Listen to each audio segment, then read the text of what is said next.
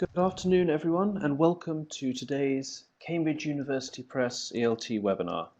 I'm Alistair Horn from Cambridge University Press ELT, and I'm moderating today's session along with my colleague Lucia Dacic. So we're here to help with any queries you may have. I'm very pleased to welcome as today's presenter, Penny Earp. Penny was educated at the universities of Oxford, Cambridge, and Reading. She immigrated to Israel in 1967, where she still lives today. She has 30 years' experience as an English teacher in elementary, middle, and high schools in Israel. Though now retired, she's taught MA courses at Oronim Academic College of Education and Haifa University. She's presented papers at TESOL, IATEFL, and various other English teachers' conferences worldwide. She's published a number of articles and was for 10 years the editor of the Cambridge Handbooks for Language Teachers series. Her books include Discussions That Work, 5-minute activities, a course in language teaching, and grammar practice activities, all published by Cambridge University Press. And her newest book is a new edition of Discussions That Work, entitled Discussions and More. We're going to offer you a chance to win a copy of that book at the end of this webinar, so there's an exclusive competition.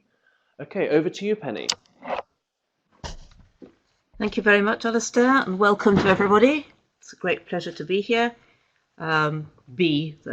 Virtually be here with everybody.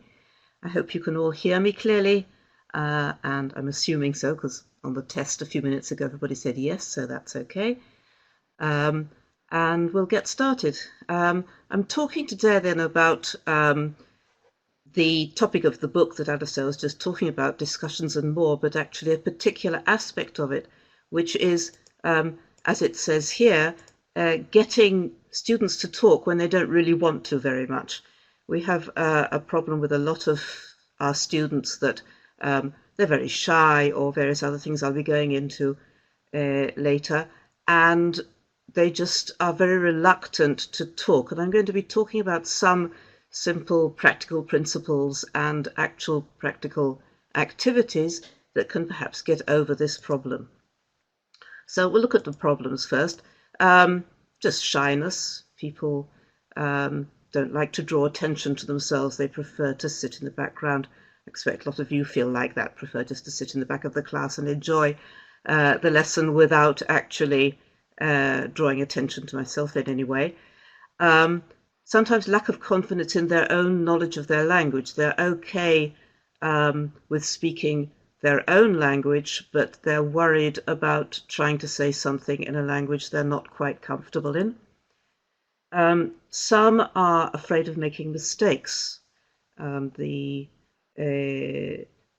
used to the idea that they should, if they express themselves in the foreign language, they ought to do it correctly, and find it very difficult to risk making a mistake.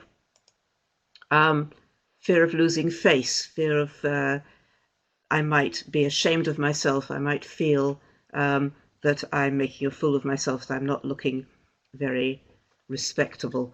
And that can be quite a serious problem for both children and adults. So let's look at some preliminaries first. I'll go into the practical ideas later. But in principle, first of all, we need to create situations where, first of all, students feel comfortable with the people they are talking to. And secondly, the demands are well within their ability. They know they can succeed. They know their speech will be well received, and that they know that the activity is interesting and fun to do, so they're motivated to do it. I'll just deal with each of these in turn a little bit more at length. First of all, they need to feel comfortable with the people they're talking to, not only with me, the teacher, but with the other people in the class.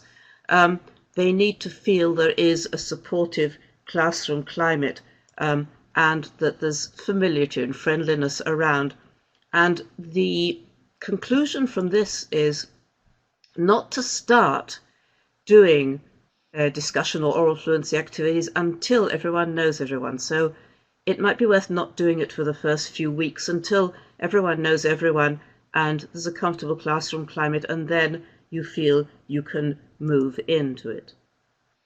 My second point was point about the demands of the speaking task, that they should feel that the demands are well within their ability, they're not too difficult.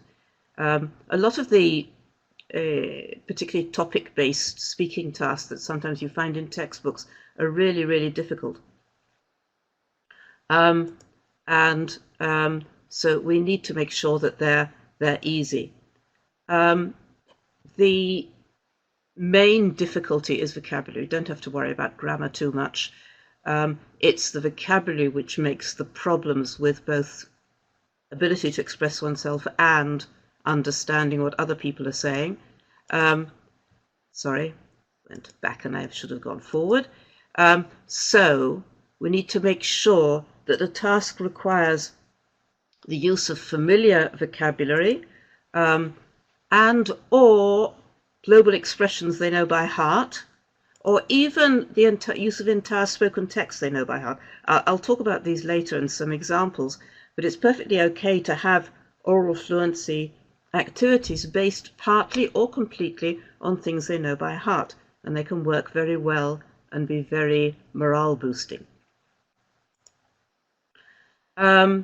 The third point was that they know they can succeed, what I call success orientation, that I know in advance that the task I'm setting them to do is one that they will succeed in. This goes for all kinds of activities, not just oral fluency.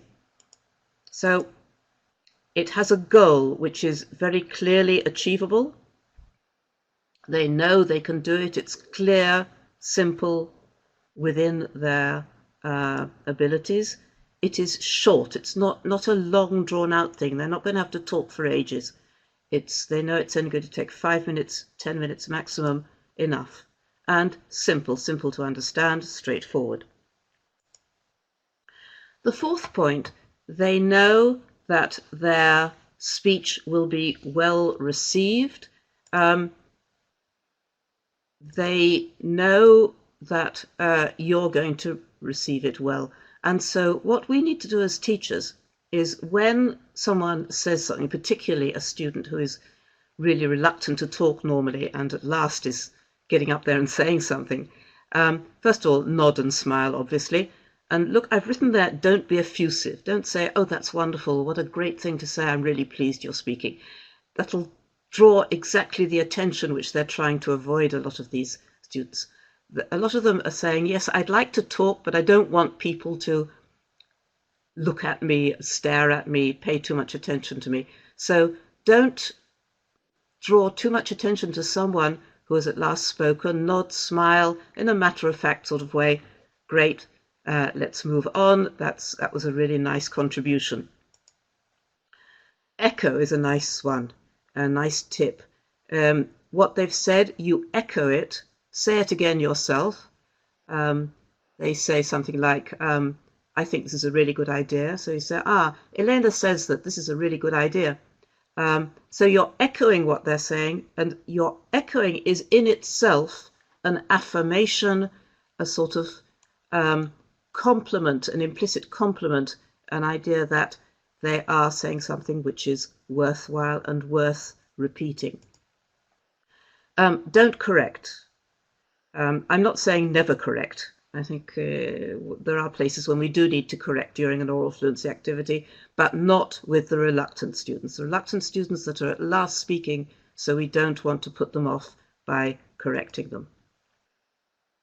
Finally, my fifth point was that we have to have an activity which is interesting and fun to do. Okay, I could spend an hour talking about, and I have done in the past, talking about how to make activities interesting.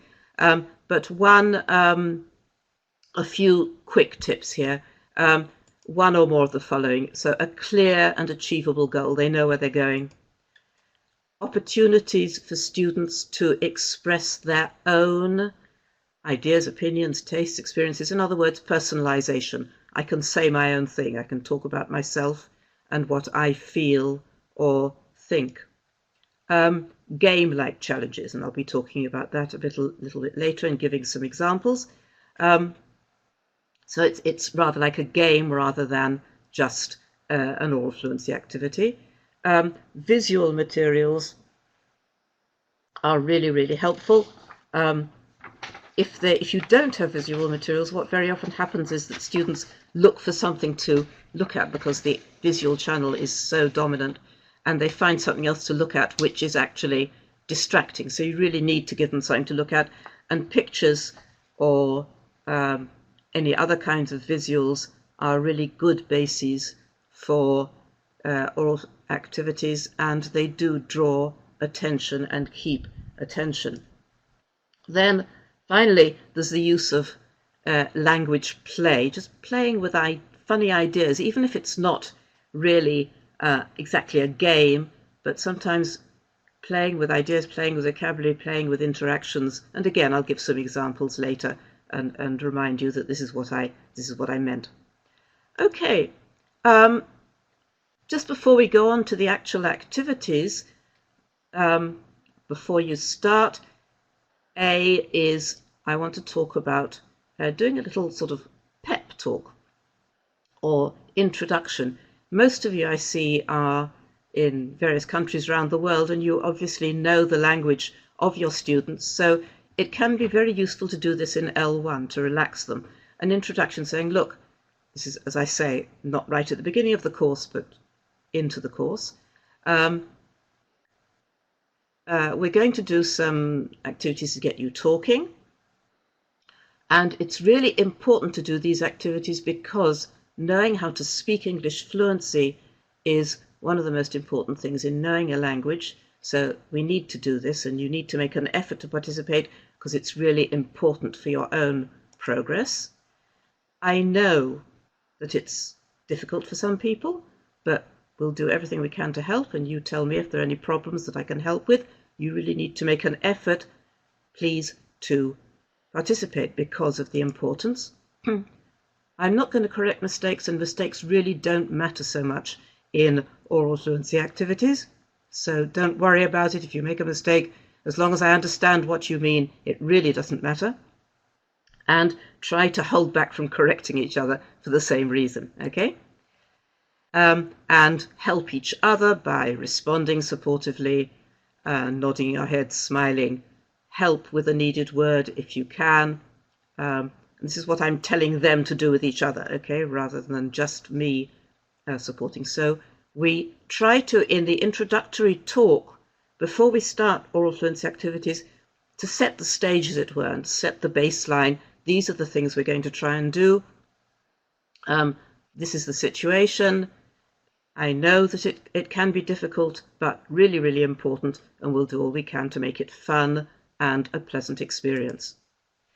The other thing which it's useful to do on a practical level is teach some useful expressions well in advance and make sure that they know them. Things like, how do you say in English?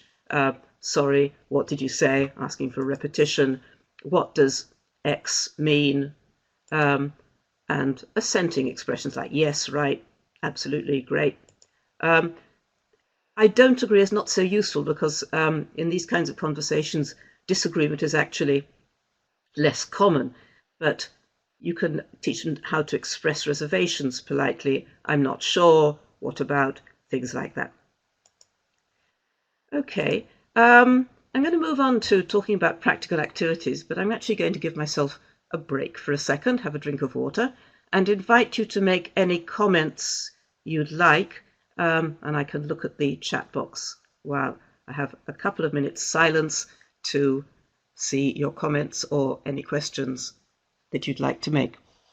So on what I've said so far.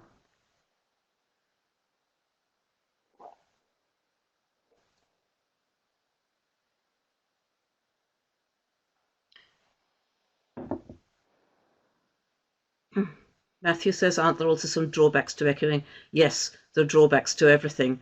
If you'd like to ask a question about that later, I'll go into that a bit more.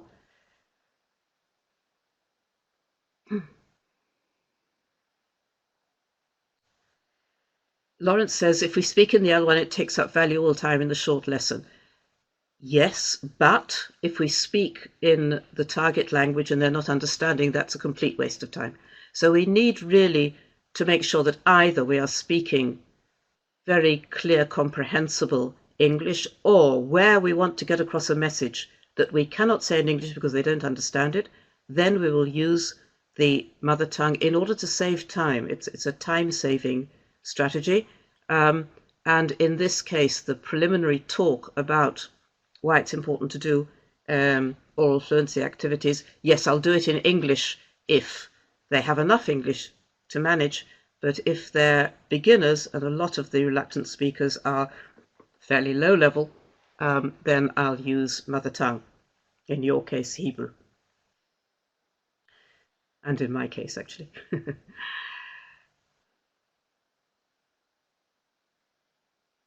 Ideal size of the class for students to be comfortable. Yes, if it's very, very large, obviously it makes it much more difficult, certainly. Ideal size, I would say about 15 to 20, but most of us are teaching in classes that are larger than that, and we have to get our students comfortable with speaking even with very big classes, because otherwise they won't talk at all. And of course later on we'll divide them into groups, which is much easier for them to talk.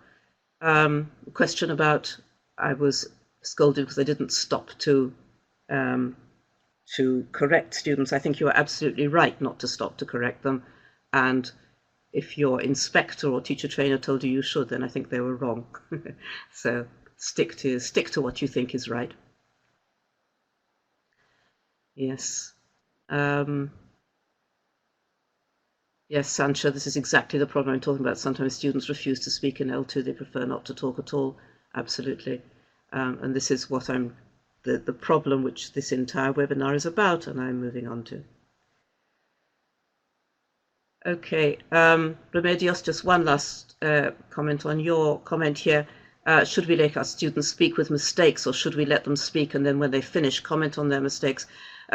You can comment on mistakes later, but I think it's really important not to interrupt them while they're speaking. And whether you have a later session where you comment on mistakes is up to you. I don't think it's absolutely essential in any case to correct every mistake. Okay, some lovely ideas coming up, but I can't keep up with them and I can't answer all of them. I'll ask Alistair at the end of the session to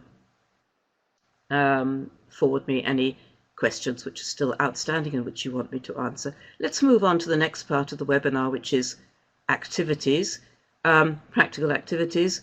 And I'm going to move from the very, very structured ones, which it's fairly easy to participate in, to more and more difficult ones, although I will not go to the most challenging ones because that isn't part of this webinar. I'm looking only at the kind of activities which are likely to support reluctant speakers in their speaking of English.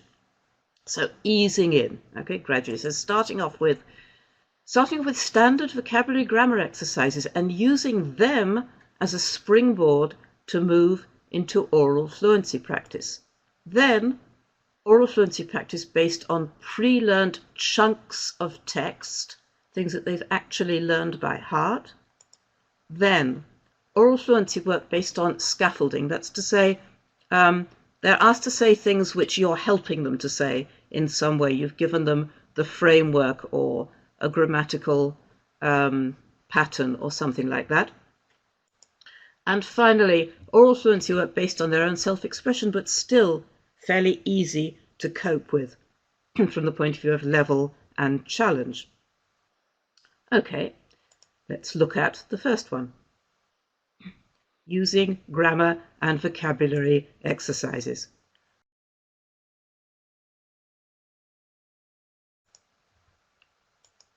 So let's look at this one. Here's a vocabulary exercise. Match A and B. You can throw, wear, break, write, or leave the house, an email, a ball, a shirt, a glass. And so you're asked to say, you can throw a ball, you can wear a shirt, and so on, which is fairly standard, fairly easy. It's not really oral fluency. But you can use this as a springboard into an oral fluency exercise by deleting one of the columns. So you say to them, Tell me things you can throw, okay? If you can type in sort of as we're going some things that they might say here. So, for example, you can throw a ball, but you can throw a party, right? That's a fairly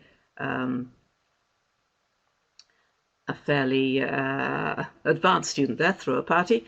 You can wear a shirt. You can wear jeans. You can wear, and it's very, very structured, and it's using vocabulary, but it's also allowing them freedom of expression. And we're just beginning to do things in oral fluency.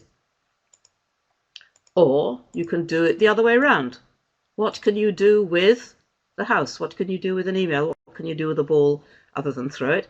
What can you do with a shirt? What can you do with a glass? So the shirt, you can wear it. You can also wash it or iron it or tear it or lose it or dirty it and all sorts of things. Okay, lovely ideas coming in here.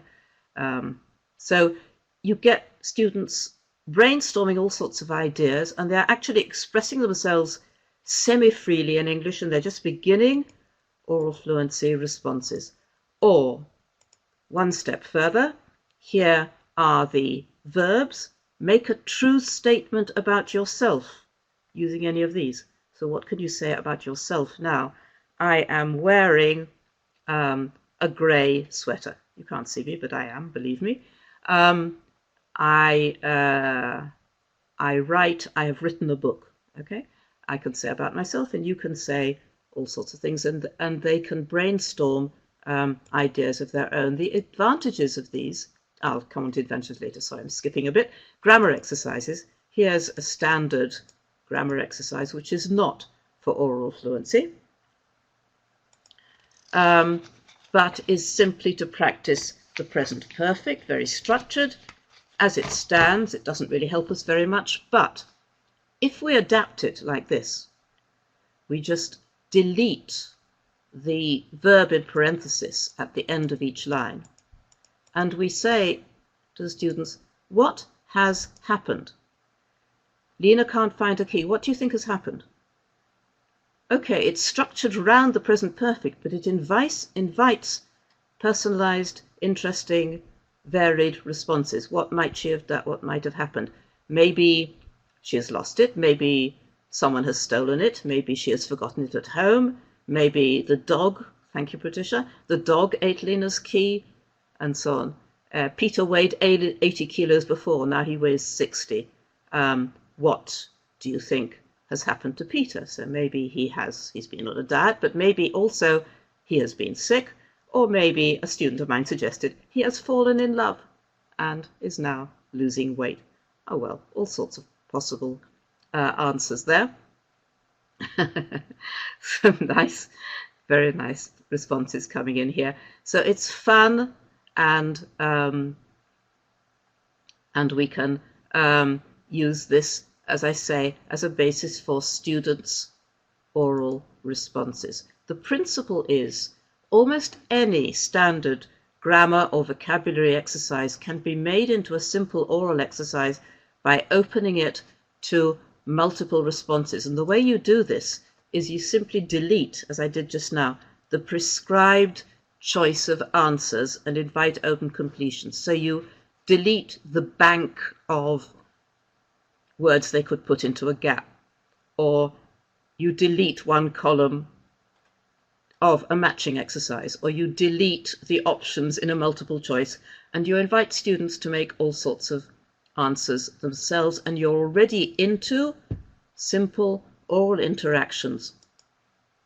And the advantages are that the responses are short, structured, easy to complete, based on a very, very familiar format, which they're comfortable with. Because you have all sorts of responses to similar roots, therefore there's an opportunity for modeling by the first responders, who are usually the more confident students.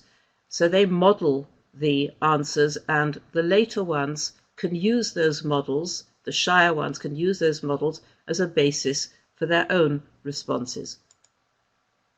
Success-oriented is very likely to be successful, and as we've seen with the exercise we just did, can be very amusing because the answers are free and can be humorous and original.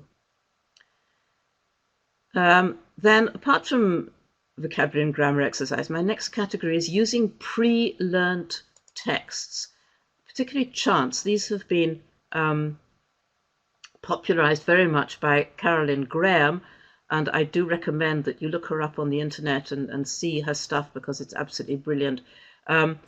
Something like this, which is done, chanted in a rhythm which replicates the rhythm of normal speech. So, hi, Lou, how are you? Hi, Lou, how are you? Hi, Kate, I'm feeling great, and how are you? It's a rap, really. We would call it a rap today, but it's usually called chants in the literature, or jazz chants. And these can be performed in chorus. They involve useful interactive chunks which the students can then use in their own interaction later. How are you? I'm feeling fine.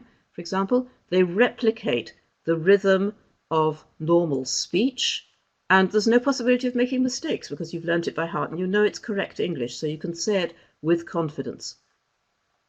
The fact that chants are often done chorally means that shy students can say them, as it were, under the shelter of the other students. So nobody's listening to them, but they are actually saying while other students are saying at the same time. Later, of course, they can do it in pairs or in small groups or even individually. And I very much recommend, as I said, sorry, keep pressing on the wrong thing there, look at the books by Carolyn Graham on jazz chants, and also she has YouTubes where you can actually see her performing. Really, really worth checking that out on the internet. Dialogues with some dramatic purpose or point. Short dialogues, again, learnt by heart, not just boring ones like, what's the time? It's 6 o'clock. Or, do you like apples? Yes, I do. Do you like bananas? It's the sort of stock textbook stuff which is really boring. But dialogues which have actually a little mini drama or story in them, even at a very, very simple level like this one. Can I go? No, you can't. Why not? You're too young. And of course you can vary this a lot of ways. Another example at a slightly higher level is this one. I have this problem. Why don't we talk about it? I can't talk about it. It's a secret. Come on, you can trust me. They learn these by heart. This is the point. Learn it by heart so that they can declaim them, they can perform them, either by two groups, one opposite the other, each one role-playing a different one, by pairs, just practicing it on their own, privately, by volunteer pairs before the class. So these are sort of with growing levels of risk-taking, as it were, but as I say, volunteer pairs before the class. I wouldn't force people to do this, but as soon as 2 or 3 pairs have done it, the others are much more willing to try. Advantages of these kinds of activities. First of all, they're fun, entertaining. They're morale boosting. Hey, look at me, I'm communicating. I'm actually, if you perform a dialogue, I'm actually saying something in English, I'm being understood, I'm conveying my ideas, I'm doing it correctly. Look, I'm speaking English. And of course, you're unlikely to make mistakes. And you are accumulating useful interactive chunks that you can then use later in your own interactions. They can be performed, the dialogues I mean, in presentation, fast, slow, soft, loud, just to make it more varied and interesting and make sure that they do repeat them and learn them. You can vary the characterization, mood, personality, relationships, and later on you can add and change the text. So you can add extra exchanges at the end or at the beginning, or change particular words within the text to make it a different story or a different interaction. Finally, can be developed into an entire sketch or play, particularly with younger learners. I find that developing an entire play and performing it to the parents does wonders for their oral abilities, and very, very morale boosting and entertaining for everyone. My third section here was using scaffolding, where they're not actually learning entire text by heart, but they are working with frames of speech that are familiar to them and easy to use. So things that use a familiar structure or pattern that they can use as a basis to construct their own utterances, their own variations. For example, guessing games, conjecturing, find someone who, class surveys. I'll deal with each of these in turn. So guessing games are based on yes/no statements or questions. It's or is it. Actually, I've listened to native speakers doing guessing games, and they very, very often, I would say, in fact, more often use statements. It's a ball, it's a boy, it's a girl, rather than is it a ball, is it a boy, is it a girl. Much more natural in many situations. We don't have to insist on questions, but we do want to use these basic, very, very easy to cope with patterns of yes/no questions. It, does it, you are you, do you, and so on. All sorts of things like what's in my bag. The teacher at the lower levels with children, what do I have in my bag? What's in the picture? What's my job? I have to guess what the profession is. Who am I? A celebrity. What am I doing? A mime, and so on. There's an enormous variation in these.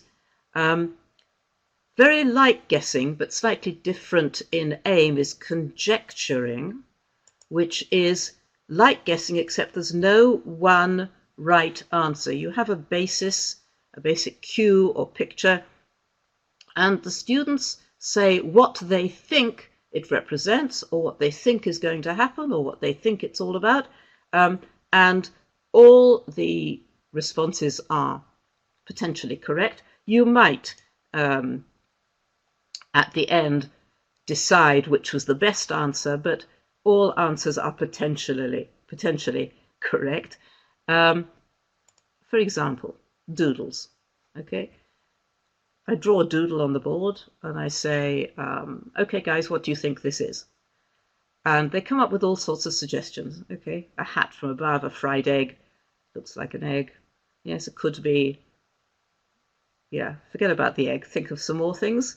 A badge, a stone. It could be a contour map, couldn't it? Of a hill. A donut, right, absolutely. An island, ripples, a fat man. Okay, and so on and so on. And you just scrawl something on the board and you get an enormous number of answers. And then what I usually do with this one is I decide which I thought was the most interesting or original or best answer. And I say, okay, you come to the board and it's your turn. You draw something on the board and other people suggest what it is. So that's conjecturing. A variation on this one is what can you tell about them? So I ask them to work out, possibly in pairs, how old they think she is, where do you think she comes from, what they think her profession is, what do you think their personality is. Okay, let's see what you say about this. She likes gardening. Yes, Maura, other. She's a grandmother. She's lost a bit. She looks a bit cross, doesn't she? Yeah. She's a beautiful granny. I don't think she'd laugh at it. It would depend if you laughed at her, Katrina. I don't think they would necessarily. She looks like a teacher. Lives in Paris or from Spain. An MI6 spy. Okay. So we get all sorts of wonderful suggestions here. Lots of people come up with different ideas. And of course, they can be at all sorts of levels of proficiency. She's a grandmother is fairly easy. Is fairly easy contribution, but Anne says here she's made a point she wants you to agree with. Okay, that's a more advanced student. So you get all sorts of levels and different kinds of answers, and you get some very nice oral fluency interactions going on there. And again, I move on. I can't ask someone else to bring a picture, but I move on then to a different picture the next time, and we get them to, again, conjecture what they think the person's character, nationality, and so on is. The third set of ideas was find someone who. Students have a set of questions to ask each other, and they note down the students who say yes. So, for example, find someone who chews chewing gum. So they have to ask, do you choose chewing gum? Find someone who's been to New York. Find someone who has a dog. And they have to make this into questions, of course, and they have to find out who says yes and note down the answers. There are various ways of organizing this. You can give everyone a whole sheet with a whole lot of questions like this, and they just find as many people as they can in the class milling around as they go. Or you can have a pile of cards on your desk, and each time they take a different one. Find someone, put it back, take another one. So various different ways of doing this, but this involves people milling around the classroom and asking each other all sorts of questions. Then there are opinion surveys, also based on scaffolded questions, answers. Groups of students compose a set of questions for an opinion survey.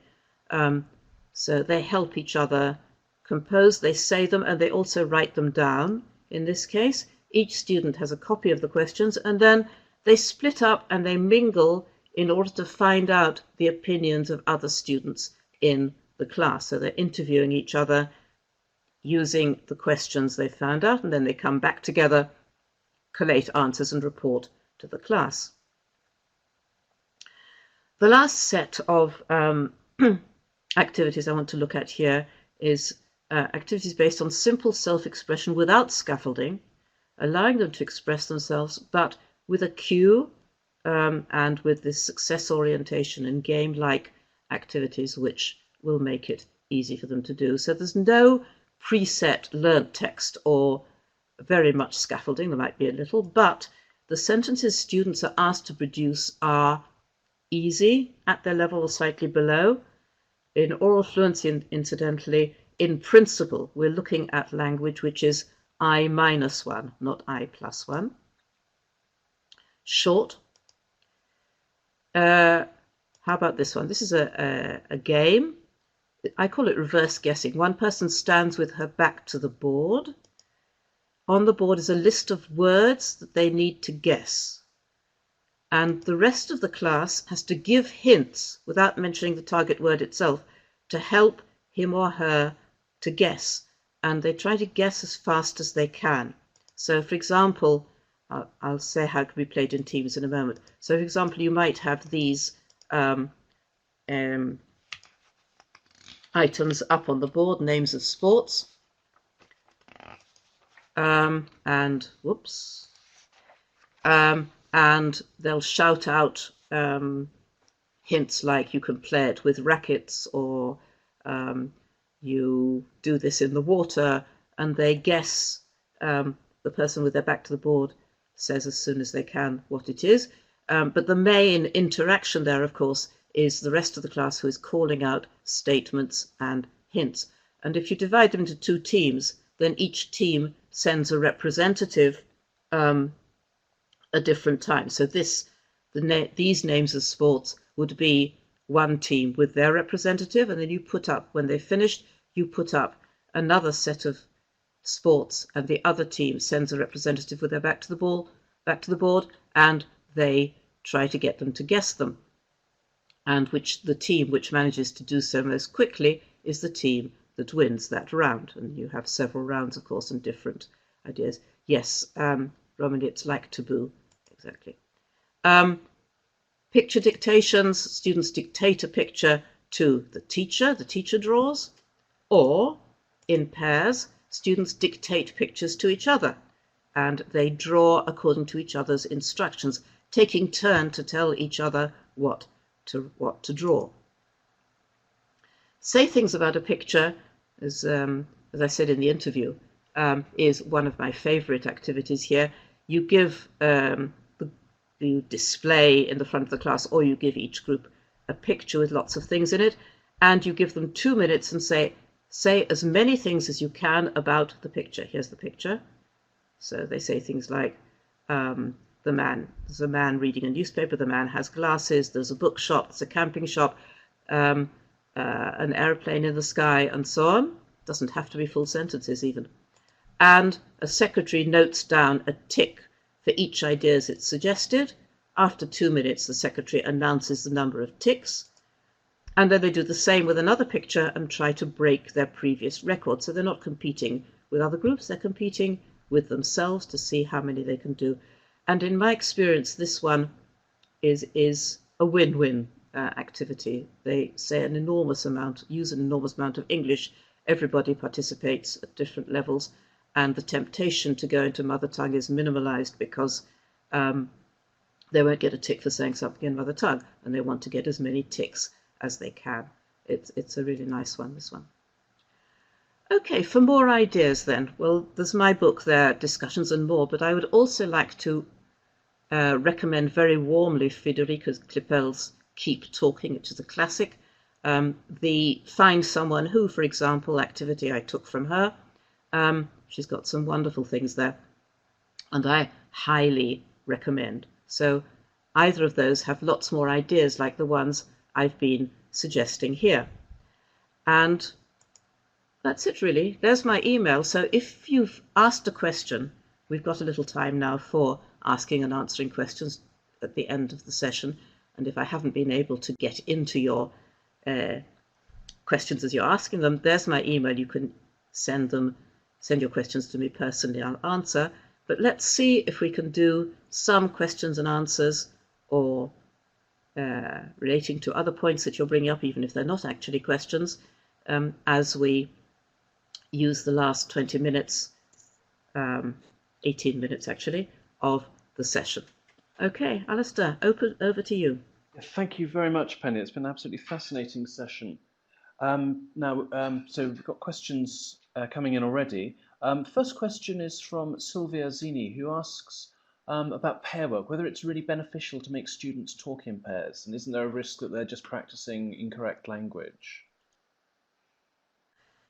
I think it is worth doing pair work, and as I said before, whether they are using incorrect language doesn't worry me so much, as long as they are using comprehensible language, and they're speaking in English, not in mother tongue. I think that those are the things which need to concern us rather more than whether they're making mistakes or not. The thing is that as soon as you put students in pairs, say you've got a class of 30, you put them into 15 pairs, they're immediately got 15 times as much opportunity to talk as they would have in the main class. So even if some of the time they are speaking in mother tongue, they're still getting much, much more practice in speaking English. It's really worth doing. I wouldn't worry about mistakes. Mistakes I can deal with in full class interactions, or when they do grammar or vocabulary exercises. I would rather that they felt the freedom to talk to each other in English without worrying if they're making mistakes, but worrying mainly about getting their ideas across and enjoying themselves. Okay, thanks. I had a question from Christina, actually I think a few other people as well, who've asked about having students in one-to-one classes who are reluctant to speak, whether you have any specific suggestions about that situation. Yes, one-to-one. A lot of the ideas which I've suggested here can be done one-to-one. For example, the vocabulary brainstorming or the conjecturing or even the guessing can be done one-to-one. And the idea is just to get them talking in a normal conversation with you on the basis of pictures or games.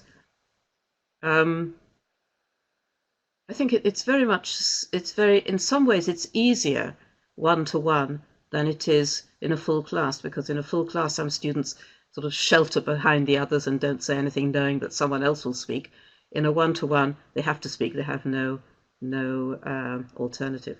So I don't know if that answers your question. If you'd like to make it more specific, if I've missed something, but please come back to me.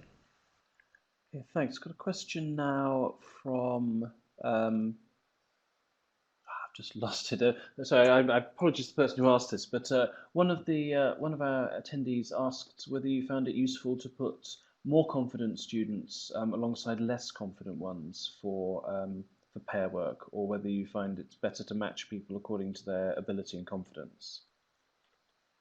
That's an interesting question. I'm not sure what the answer is, actually. I've done both, and there are advantages and disadvantages to both.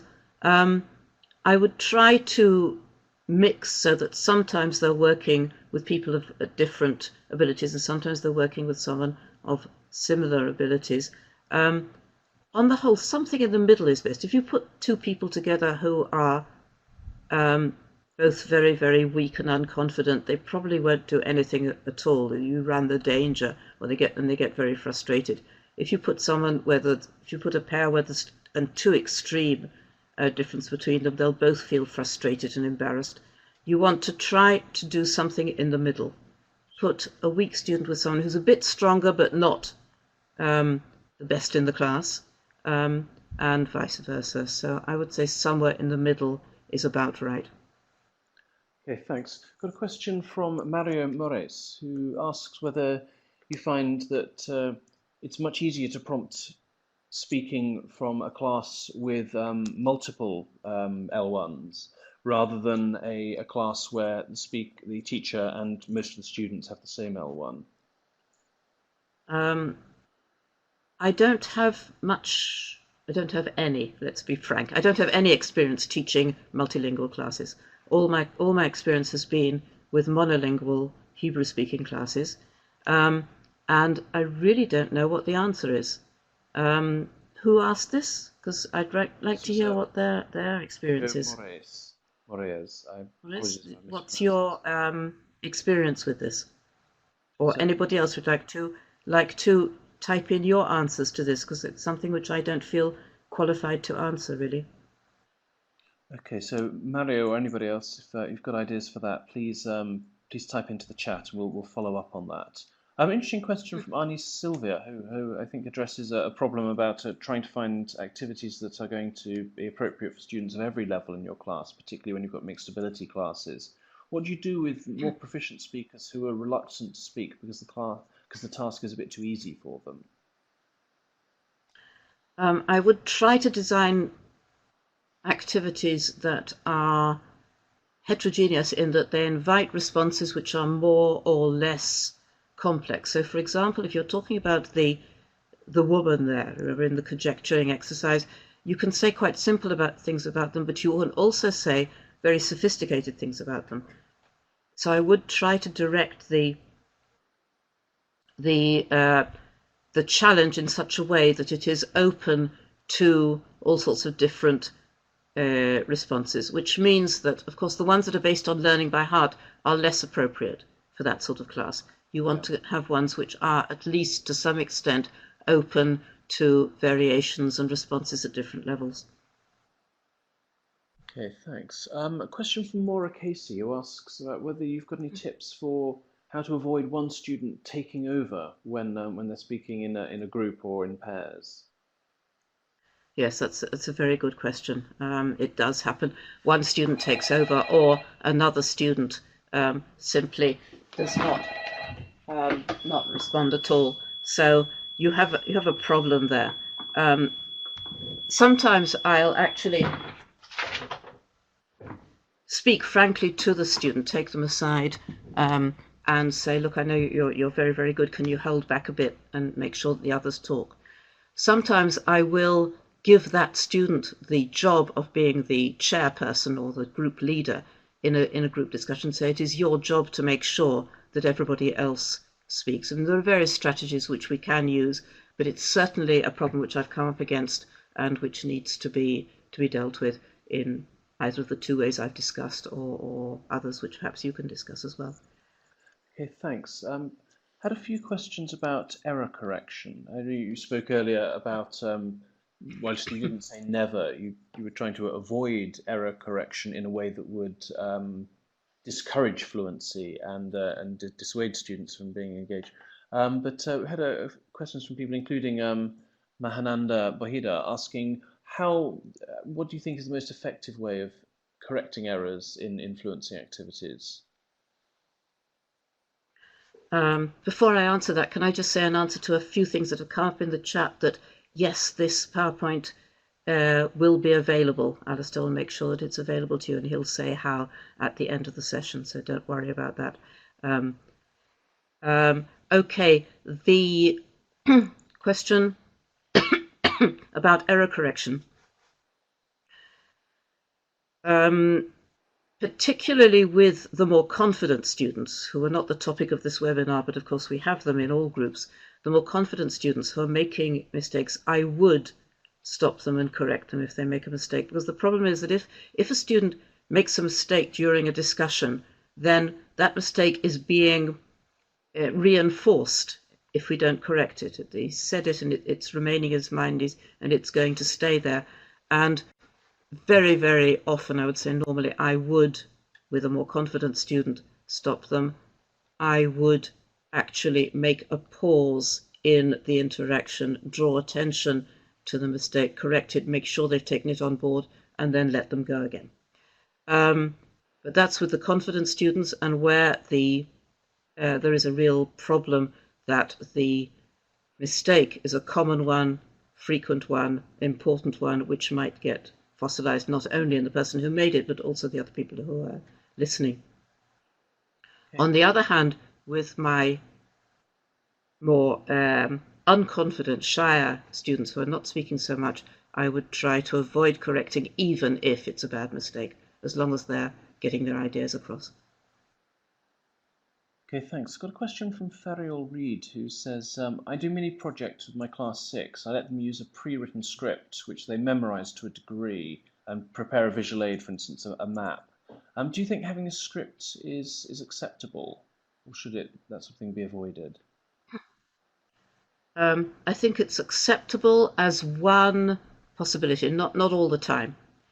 It's acceptable because it does, the advantage of learning scripts by heart is that they give you a whole battery of chunks of text which you remember and which you can then use as a basis for your own interaction later. They become part of your repertoire of chunks, as it were.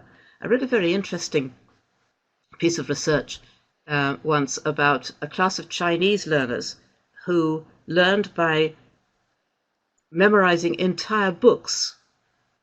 And these students later on went on to succeed very well in national debating competitions, which have you improvising your own text. So learning text off by heart does seem to have value for our own repertoire of things that we can say, the ways we can express ourselves. I think it is a useful thing to do.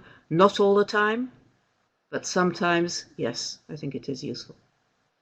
Okay, thanks. A question from Patricia Figueredo, who says, do you think it's important for students to know that they're going to be evaluated for their performance during a particular activity, particular fluency activity, or is it better not to let them know because they may get nervous about it? You're assuming that you're going to evaluate them anyway, and the question is whether they know about it or not. Yes, I think so. I think if you're going to evaluate them, I think to be fair, they need to know about it. But I would evaluate them mainly on did they talk and get their ideas across rather than did they speak correct English. So, and I very often actually ask groups when they're working in group work, I ask them to evaluate themselves and tell me at the end of the activity what grade they would give themselves on how much English was being spoken and how well it was being spoken, and so not correctly, but how effectively in terms of getting messages across and exchanging ideas. Ask them to give themselves grades, which is also a nice thing to do. Mm. But to come back to your original question, if I'm going to grade them, I'll tell them, yes. Okay, thanks. We've got a very interesting question from Kismet Kale, who says, I have a group of older but beginner learners who are illiterate in their mother tongues, and they have great difficulty remembering vocabulary and chunks of language. Do you have any suggestions for that? That's slightly off topic, but I think it's quite an interesting question. Slightly off, yes. Um, yes, that's an unusual situation and a very difficult one. I can understand that, and it's a question about really about learning vocabulary or learning chunks of vocabulary, either single words or chunks. And the key here is to find ways of repeating lots and lots of times and find ways of how to make this repeating interesting. So some of my ideas about chants and dialogues learnt by heart can help here. Um, Learning lists of words and then doing all sorts of interesting things with them on the board, like say things about yourself or link to words or translate into your mother tongue, all sorts of things like that, playing with them. But the key here is an enormous amount of repetition and finding ways to make that repetition interesting. Okay, thanks. There's a question from Edmilson Chagas, who says, I find it quite useful to teach students to try circumlocution during fluency activities, so that rather than saying, how do you say a particular word in English, they find a way around saying that. Do you think it's important for students to develop that skill, or not so much? Um, Two things to be weighed against each other. First of all, it's a very useful communication strategy to find a way round. Yeah. On the other hand, here's a golden opportunity to teach a new word, which they need, and therefore they're likely to remember because they need it. It's a pity to lose that. So it's a question of juggling. Very often in teaching, we've got two conflicting motives here. I want to do this and I want to do that, and they conflict with one another, as in the present example. And it's a question of making a decision on the spot there, which is more important to you at that point. Possibly you can make some kind of compromise, say, see if you can get the idea across. And when they've done it, you say, okay, great, that was a very good way of saying it. Now here's the word in English. So you get both.